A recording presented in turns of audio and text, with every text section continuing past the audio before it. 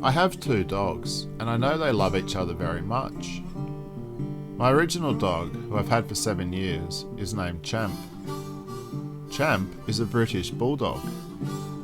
I like Champ because he's a friendly and a kind dog. I read somewhere that bulldogs are particularly fond of children. I notice sometimes that Champ looks at me oddly. I wonder if it's because I don't have any children, and he thinks I'm withholding fun from him on purpose. I don't really know where he gets this idea, although I'm inclined to believe he's seen children playing in the neighbourhood. My other dog is called Amos. Amos is a Chihuahua. Amos was a gift from an ex-girlfriend named Molly. Sometimes it seemed to me that Molly was possessed with an anger that could only be contained through words of adoration. I spoke the words to Molly many times, and while I spoke them I wondered if they were worthy of an Oscar nomination. I imagined myself saying one day, if my innate and great acting ability was recorded and received due acknowledgement from the Academy of Motion Picture Arts and Sciences, I accept this award on behalf of Molly. She inspired me to great things before she tried to slash my throat. But that said, Molly did have a wonderful side. Molly loved flowers and Molly loved dogs. But Molly also had a unique fascination with fighter jets. Molly used to tell me of the most famous flowers and the various breeds of dogs. And then she would play me old footage of bombs dropping on cities, towns and villages during World War II. I remember one night she sighed in my arms as we watched a whole street explode in a fiery inferno. When the fighter jet on the television circled for a second attack, Molly looked into my eyes and she said, "I love war." For my part, I was too demoralised by the carnage on the television and I couldn't offer an opinion. But it was Molly who introduced me to Amos. This is how it happened. I'd been dating Molly for about a year when I started to reflect upon the nature of Molly's personality. I decided it was probably better to break up with her. I searched for the words in my heart to express the simple sentiment I felt. We're not a match. Can you leave me alone forever? P.S. You're a psycho. The problem was that I was beginning to think that Molly was taking her love of warfare too far.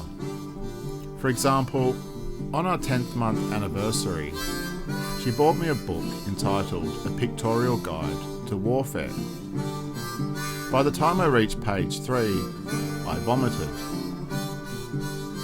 Molly, as she cleaned up the mess, said, "I'm thinking of buying a rocket launcher online. Do you want me to get you one?" "I'll pass," I said to Molly.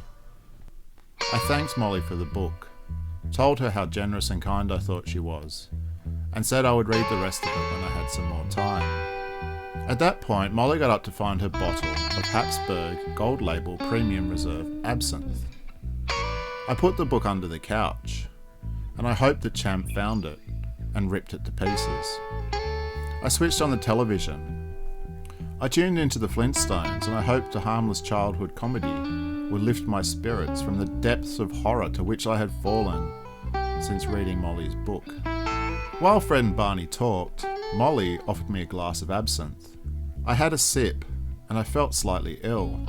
I watched unbelievingly as Molly drank 3 glasses in quick succession.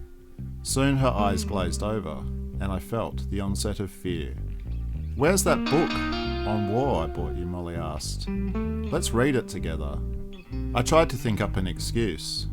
"Champ has it," I said. "Champ likes to read when he's got some spare time." Molly frowned sadly. She had a strange glint in her eye all of a sudden. She said, "I'll have to talk to your dog." At that point I panicked. Champ's not here," I said. "He went for a walk by himself. He might be gone a while. He likes to sit in the park and look at things." "Does Champ ever get lonely?" Molly asked. "Well, not really," I said. "Champ has me to keep him company." "I think Champ needs a new friend," Molly said. Perhaps I'll buy you a new dog. I thought Molly was joking. The next day I called Molly up and I told her the relationship was over. I felt the tremor of terror in my heart as I awaited Molly's reply. "Don't be silly," Molly said. "You love me more than ever, don't you?" Again I panicked. "Oh, of course," I said. I felt like crawling into the corner of the room and staying there for the next 5 years. "I bought you something," Molly said. "I'll come over now and give it to you." 20 minutes later, Molly arrived with a wrapped up box. The wrapping paper was very colourful and it had patterns on it. On closer inspection, I noticed that the patterns were all of bloody hands. Molly handed me the box. "What's in it?" I stammered. "Why don't you open it?" Molly replied. Tentatively, I unwrapped the box and I opened it up. Lo and behold, there was a chihuahua sitting inside it. "What do you want to call him?" Molly said. I couldn't speak. "I've got a good name," Molly said. "Let's call him Rambo."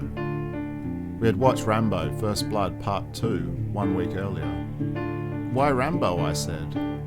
"Rambo's a cute name," Molly said. I didn't think Rambo was really a suitable name for a miniature dog. "What about Amos?" I said. Molly suddenly looked very angry. "Or we can just call him Rambo," I said. "Either name is really fine with me." "Look," Molly said, "it's your dog. You can choose." Champ welcomed Amos into the fold very quickly. I was both relieved and happy, and I supposed my self-image would not inevitably be damaged when people in the neighbourhood saw me walking Amos. Over the next 2 weeks, Molly bought me more gifts.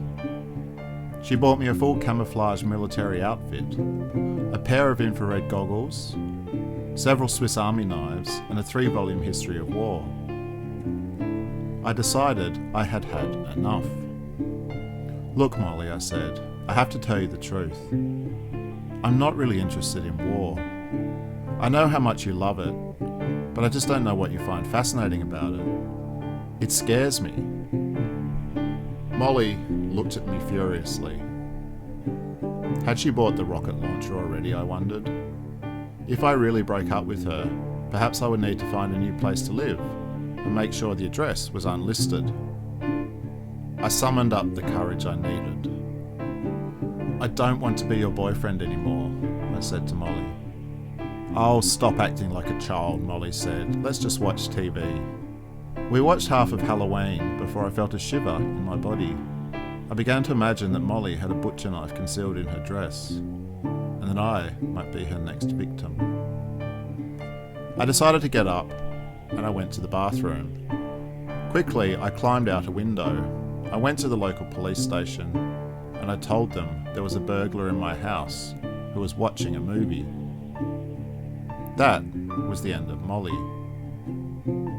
Since breaking up with Molly, I've truly grown to love Amos like I love Champ. He does bark a lot, but he is generally quite relaxed. And I know that Champ finds him great company.